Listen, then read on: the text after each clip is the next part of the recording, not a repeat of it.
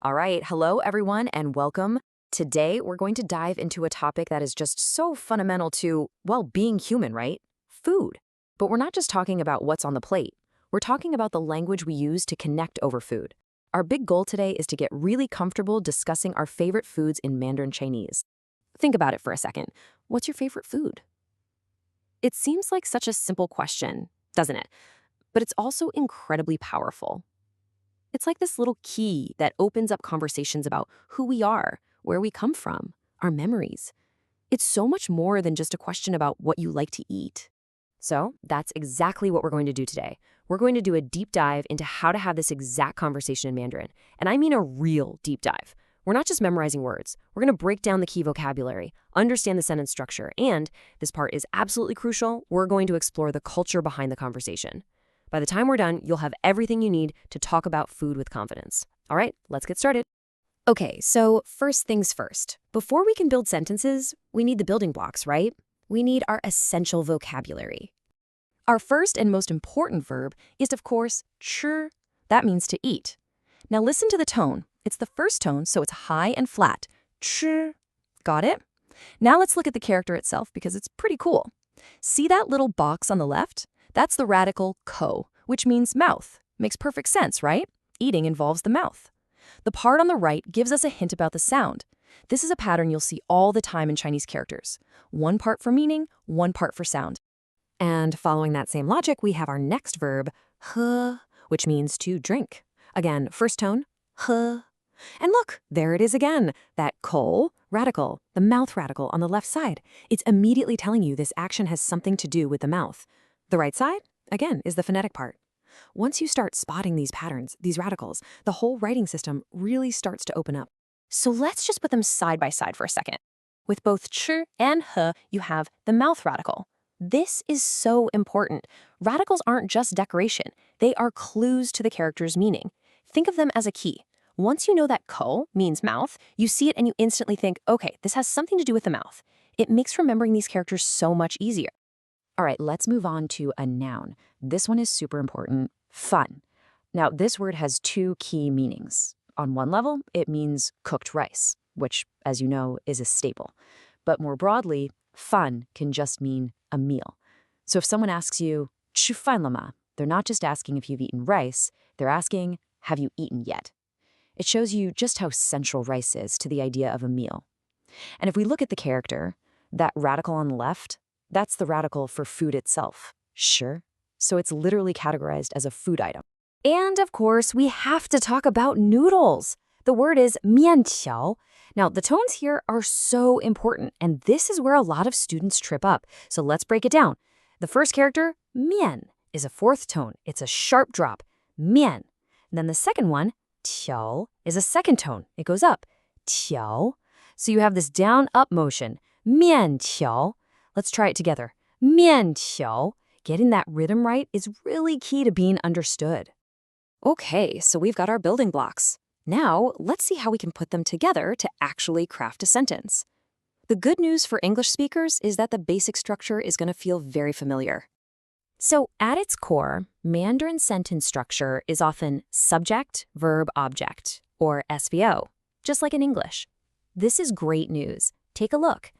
我吃饭 is subject, verb, object. I eat rice.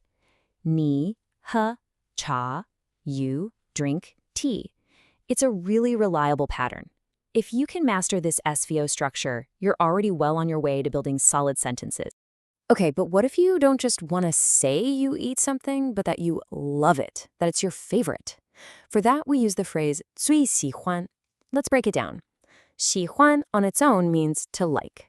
The word in front of it, 最, means the most. So when you put them together, 最喜欢 literally means to like the most, or your favorite. So where does this new phrase go in our sentence? It's simple. It goes right before the verb. Take a look at the first one.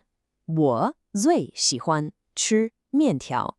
Subject, favorite, verb, object. My favorite food is noodles. Now look at the question. 你最喜欢喝什么? What's your favorite thing to drink? See how the basic structure doesn't change even when you're asking a question? That's a really helpful feature of Mandarin. All right, we've got the words, we've got the grammar. Let's put it all together and see how it sounds in a real conversation. As I read this dialogue, I want you to listen really closely to the tones, the rhythm, the flow of the conversation. Then we'll break it down line by line. Okay, here's the first line from person A. They ask, 你最喜欢吃什么?你最喜欢吃什么? Let's talk about pronunciation.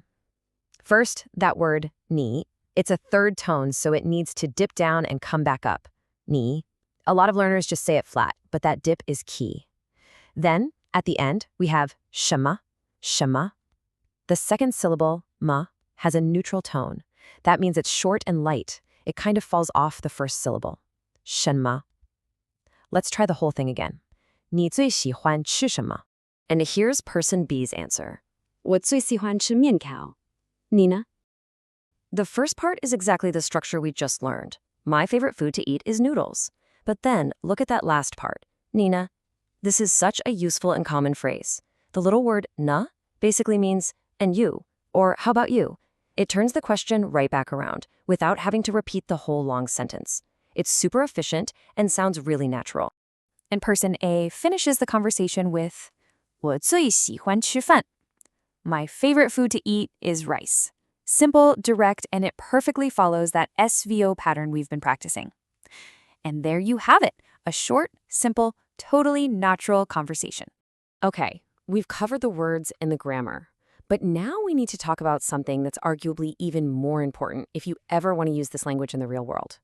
Because language and culture are completely intertwined.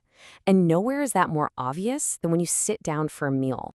Let's go through some of these key insights because they're not just rules. They reflect deep cultural values. First, hierarchy.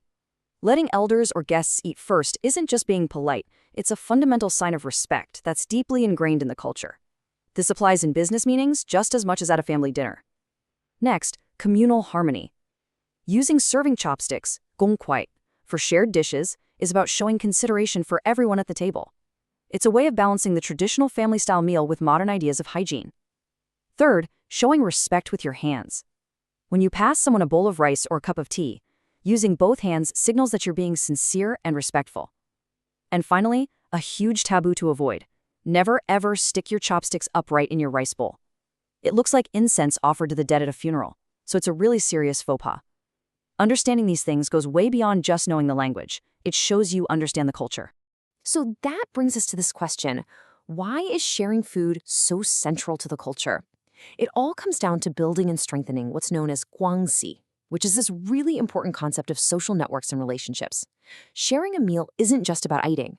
It's an act that builds trust and community. It breaks down barriers. When you're all eating from the same dishes, you're not just a group of individuals anymore. You're a single cohesive unit, whether that's a family, a group of friends, or a team of colleagues.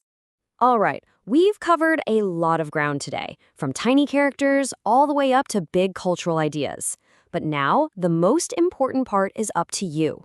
It's time to take all of this information and actually put it into practice. So here's a little checklist to help guide you. First, really nail down that core vocabulary. Practice until the tones feel natural. Second, take that SVO pattern and start building your own sentences. Mix and match the words we learned. Third, practice that dialogue out loud. Record yourself even. Get used to the flow. And last, but definitely not least, really think about the cultural etiquette. Don't just memorize the rules. Try to understand the why behind them. That's what will make all the difference. So I'll leave you with this question. Learning a language isn't a passive thing. You have to get out there and use it. So now it's your turn. My challenge to you is this. What's a new food you're going to try this week, and how are you going to talk about it in Mandarin? Take what we've learned today and go make it real. Good luck.